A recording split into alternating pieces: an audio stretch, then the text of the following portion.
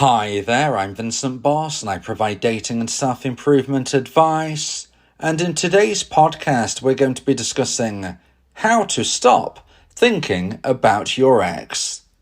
I provide audio coaching for breakup recovery, trying to get an ex back, attracting someone new, and life coaching. Visit www.dateme.tips for more details. Please check your spam and junk folders if you are expecting an email from me. Check out my socials for extra content. The links are in the description. So now let's get back into today's podcast, and today we are discussing how to stop thinking about your ex. So if you've been dumped, you will likely be thinking about your ex 24/7, and this is not a good position to be in. In today's podcast, I'll be giving you 3 tips for how to stop thinking about your ex. So let's get straight into this, and point number 1 is remove and replace. We're not talking about your ex themselves. No, we're actually talking about things which might remind you of your ex. Now, these things might be possessions, perhaps that actually belong to your ex, which are at your house, or maybe they are things that your ex bought you that every time you see, every time you use, you think of your ex. Alternatively, they could be photos. Maybe they are digital photos, or perhaps they are literal physical photographs. Either way, it's really important that you remove things which might make you think of your ex and replace them with things which are less likely to do so. But let me explain exactly what I mean here. I'm not suggesting that you throw things away. I'm not suggesting that you delete things. What I'm suggesting is that you put physical things which might remind you of your ex into a box and put that box somewhere safe, but also somewhere that you're not going to bump into it every single day. You know, the type of place in your house where you're not going to bump into something and see something every day, but you will also know where something is if you actually need it or do deliberately want to see it. Now, when I say don't throw things away, I'm talking about right now. Maybe in the future, maybe months down the line, you decide you would like to throw things away, and that is absolutely fine. But I do suggest that right now, you don't make that decision. And this doesn't matter if you were dumped last week or last year. If you're listening to today's podcast, in my opinion, you're probably not quite ready to permanently remove certain items. So for now, we just need to take them out of sight, but also keep them somewhere safe, where if you want to see them, if you need to see them, or perhaps even your ex gets back in contact with you, and maybe they want the possession which is actually theirs, or maybe you actually get back together and you don't want to actually say to them, hey, I've thrown away all of your things. I've deleted all of the photographs of us. If you don't want to be saying those things, but maybe right now you don't throw away and you don't delete.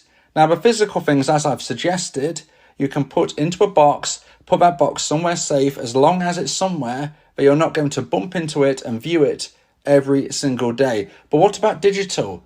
What about photos on your phone, photos on your laptop, photos on social media? Well, I suggest that you save those photos onto some type of external hard drive and then put that hard drive somewhere safe. Again, this means that you can look at them if necessary, but you're not going to bump into them on your phone, on your social media, on your laptop, or wherever. You need to make sure you protect yourself from the triggers of your ex. Now, you might be thinking, well, if I know deep down that all of these possessions and photos are somewhere which I can actually view, then how on earth is this going to help me stop thinking about my ex? Well, what I'm trying to do here is remove the moments that you think about your ex the most. And those moments are when you have experienced or see a trigger.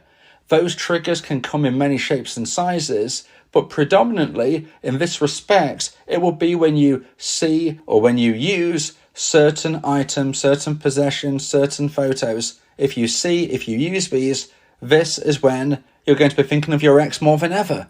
So all I'm suggesting is we remove that possibility.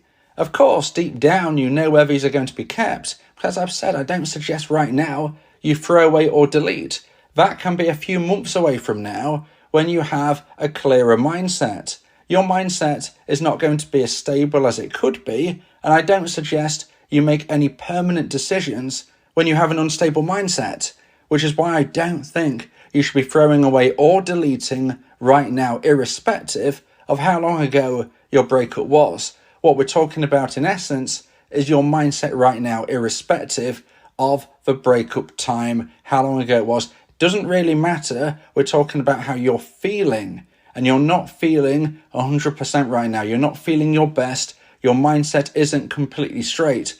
You need to be thinking clearly before you make such a decision. And that's why I'm suggesting let's leave it a few more months. Let's leave it a few more months, and then you can make that decision if you want to throw something away or delete it. The last thing you want is for you to get your ex back, and then for you to have to explain that all of the items that your ex bought you, all of the items which are actually theirs and at your house, and all of the photos that you have together have been deleted, removed, and thrown away. That could be really awkward. So let's leave it a while longer, but make sure they're not in your face on a daily basis to cause you triggers, anxiety, and pain. Because if you remove this, then that can really help you stop thinking about your ex. So now let's get into point number 2 and the second point of today's podcast. Please like this video if you're watching on YouTube and subscribe to the channel. And point number 2 is this means that. So today we're speaking about how to stop thinking about your ex. And point number 2 is this means that. And what I mean by this is if you think about your ex for an excessive amount of time, and only you can decide what that is. Maybe you would say to yourself, if I'm thinking about my ex and it's preoccupying me for 15 minutes at a time, maybe that is your trigger that you are going to say that is too much. Or maybe you want to give yourself more leeway and say, look, if it's an hour where I can't really do anything else because I'm just thinking about them, then that is going to be my time. Whatever time you decide, when that happens, when you know in your heart you've been thinking about your ex, you're preoccupied, it's causing you anxiety, it's preventing you living your life in the way you want to, if you hit that time limit, then you need to do something else. So this, which is you thinking about your ex for too long, means that. And I'm going to give you 3 examples now of what quote unquote that could be. Now the first suggestion is sit-ups. Now you might laugh and think, what sit-ups, what? Okay, let me explain. Now of course, this isn't going to work wherever you are. This will only work really if you're at home. But if you are at home, this can be a really good this means that. So this, when you're thinking about your ex too long, too excessively, too much anxiety, however long you decide that to be, if you're thinking of your ex to that point in time, well, then you've got to do 10 sit-ups. Now, again, you might laugh. Now I've explained it more and think, what again? But honestly, if you do 10 sit-ups every time you hit that limit of thinking about your ex, this is going to be something which helps you stop thinking about your ex to an excessive amount and eventually and hopefully remove them from your thoughts much sooner than if you didn't use this technique. The reason why this works is twofold. One, if you do exercise, you are burning off the adrenaline, which is often combined with the thoughts of you thinking about your ex. You think about your ex, you most likely feel that adrenaline, that feeling that you need to be doing something. That is why people pace around the house. That's why people pace around. You might be one of those when you're thinking of something stressful. It's all of that extra adrenaline that comes into our body, and we need to burn it somehow. Exercise is an excellent way to burn that extra adrenaline. So why not do a quick burst of exercise? It doesn't have to be sit-ups, but that is just my suggestion. You think about your ex for too long, 10 sit-ups. Now, not only will this hopefully burn off the adrenaline and allow you to move forward with the rest of your day a little bit easier, but it's also going to mean you're turning something negative into positive, because eventually you're going to get much fitter and healthier. If you're thinking of your ex 24/7, you're going to be doing a lot of sit-ups. Now, this means that doesn't always have to be regarding exercise. How about housework? Now, that might sound mundane, it might sound boring, it might not sound very exciting, but if every time you think of your ex for too long, you decide to yourself, that is meaning I now have to do a certain task around the house, Again, this is going to make a bad thing turn into something more productive. Often when we think of our ex for too long, we are preoccupied and we become someone who is not productive. But if you make it so that every time you think of your ex for too long, you have to do a certain task, you're actually almost forcing yourself to be productive. And again, the thought process of focusing on something else other than your ex, in the first suggestion it was exercise, in this suggestion it's housework, it can be something to break that cycle in your mind of thinking about your ex. If you want to stop thinking about your ex, you need to shift your mindset. And this can be something very, very helpful. Housework might not be exciting, but it's something which needs doing. And maybe you should be doing it instead of thinking of your ex too much.